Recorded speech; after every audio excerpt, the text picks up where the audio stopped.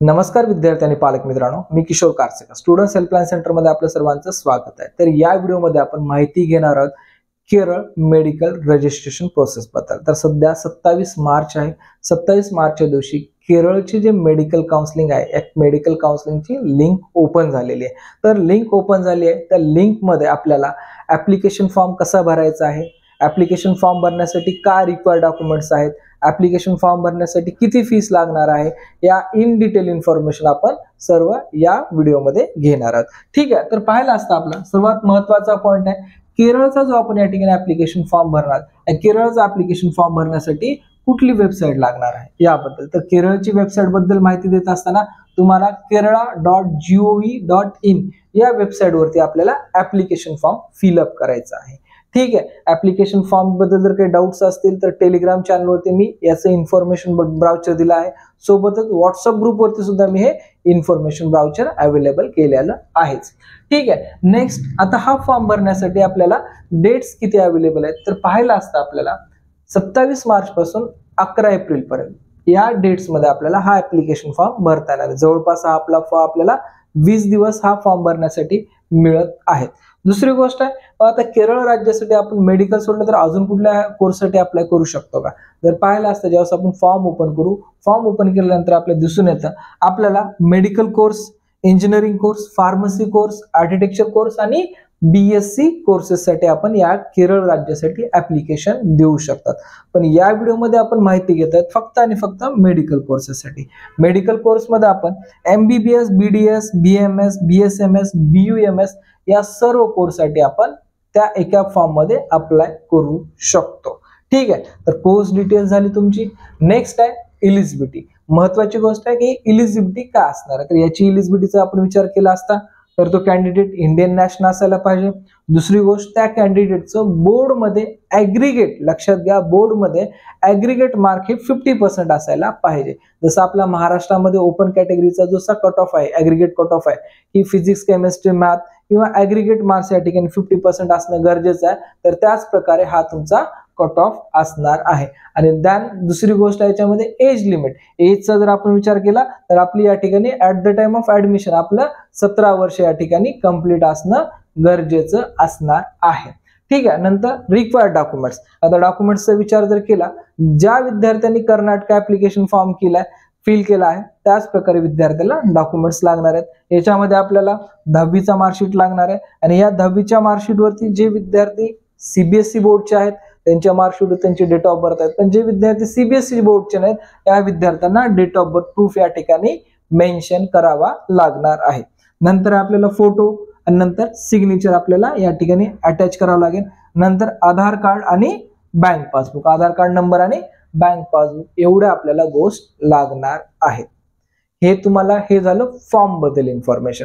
आणि हा जो फॉर्म आहे हा फॉर्म आपला टोटल 3 फेज मध्ये फॉर्म असणार आहे। जसं आपण कर्नाटकाचा फॉर्म होता तसाच हा केरळचा फॉर्म आहे, पण कर्नाटकाचा फॉर्म याच वर्षी होता पण केरळचा फॉर्म मागच्या काही वर्षापासून आहे। तर केरळच्या फॉर्म मध्ये पाहिला असता टोटल आपण या ठिकाणी 3 फेजचा आपण विचार करणार, फेज 1, फेज 2 आणि फेज 3। ठीक आहे, हे आपले 3 फेज आपण या ठिकाणी कन्सिडर करणार। फेज 1 मध्ये जेही मी आता प्रोसेस सांगितली की फेज 1 मध्ये आपल्याला एकंदरीत आपला रजिस्ट्रेशन फॉर्म भरून घ्यायचा आहे। म्हणजे रजिस्ट्रेशन फॉर्म भरायचा आहे, त्याची पेमेंट करायची आहे, रिक्वायर्ड डॉक्युमेंट्स अपलोड करायचे आणि त्याची प्रिंटआउट आपल्या जवळ सेव्ह ठेवायची आहे। हे आहे आपला फेज 1। फेज 2 मध्ये आपल्याला काय करायचं आहे, फेज 2 हा जो असणार आहे हा फेज 2 असणार आपल्याला नीट रिझल्टच्या नंतर। ज्याही वेळेस आपला नीट रिझल्ट येईल, नीट रिझल्टच्या नंतर आपल्याला हा फेज 2 मध्ये आपल्याला इन्फॉर्मेशन द्यायची आहे। ते इन्फॉर्मेशन काय असणार आहे की जोही आपला केरळ CETचा फॉर्म भरला, केरळचा आपण काउन्सिलिंगचा फॉर्म भरल्यानंतर जोही आपला ऍप्लिकेशन नंबर आणि जो पासवर्ड असणार आहे, ऍप्लिकेशन नंबर पासवर्ड टाकून त्या ठिकाणी नीटच्या स्कोरच्या डिटेल इन्फॉर्मेशन द्यायच्यात। म्हणजे नीट मध्ये आपल्याला किती मार्क्स आहेत हे मार्क्स आपल्याला या ठिकाणी मेन्शन करायचं आहे। त्यानंतर फेज 3 चा विचार केला, फेज 3 म्हणजे काय, फेज 3 म्हणजे तुमची ऍक्च्युअल काउन्सिलिंग प्रोसेस, हे म्हणजे तुमची फेज 3। या फेज 3 मध्ये विद्यार्थ्यांना या ठिकाणी बेसिकली जेही आपल्याला या ठिकाणी केरळमध्ये कॉलेजेस घ्यायचे आहेत या कॉलेजेसची आपल्याला चॉईस फिलिंग करायची आहे। आणि या फेज 3 मध्ये आपल्याला college choice and college allotment सुद्धा या ठिकाणी होणार आहे।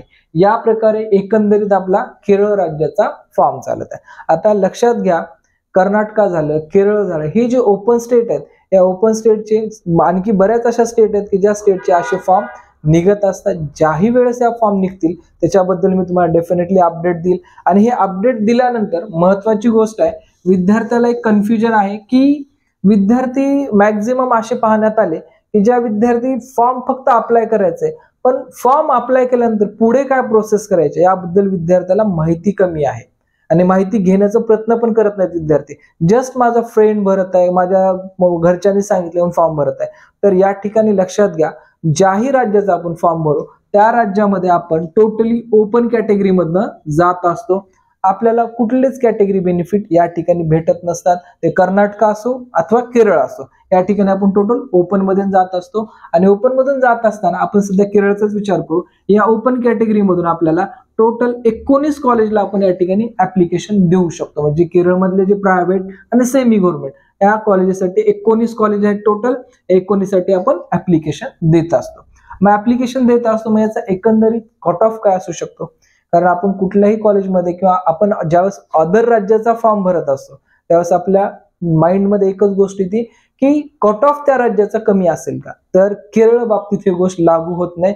केरळ राज्याचा cut off similar to Maharashtra राज्याचा जसा कट ऑफ आहे त्यापेक्षा 2 ते 3 मार्कानं कमी आहे, याच्यापेक्षा जास्त नाहीये. त्यामुळे जर आपण केरळ राज्याच्या त्यावेळेस आपण अदर राज्याचा फॉर्म भरत असतो त्यामागे एकच मोटिव्ह असतो. ती मोटिव्ह का असतो? समजा आपल्याला महाराष्ट्र राज्यामध्ये कट ऑफ अभावी कॉलेज मिळालं नाही किंवा महाराष्ट्रातल्या काही कॉलेजच्या फीस जर आपल्याला भरता आल्या नाहीत, पण आपले एकंदरीत जे मार्क्स आहेत, जे आपले नीटचे मार्क आहेत, हे नीटचे मार्क जर या ठिकाणी 523 या रेंजमध्ये येत असतील किंवा याच्या प्लस मार्क येत असतील तरच आपल्याला केरळ राज्यामध्ये एमबीबीएस मिळू शकतं.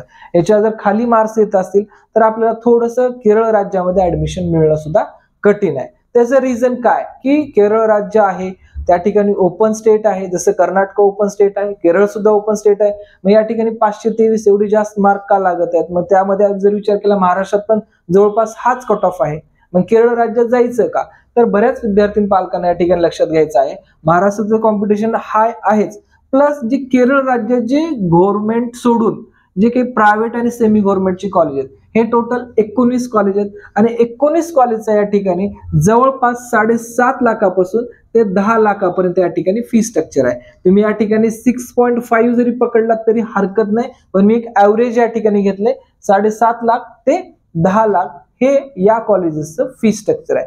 तर हे कॉलेजचं फी स्ट्रक्चर जर पाहिलं ऍज कम्पेरेटिव्ह बऱ्याच महाराष्ट्रातील कॉलेजेसपेक्षा हे काही कॉलेजेसचं फीस या ठिकाणी बरीच कमी आपल्याला दिसून येते.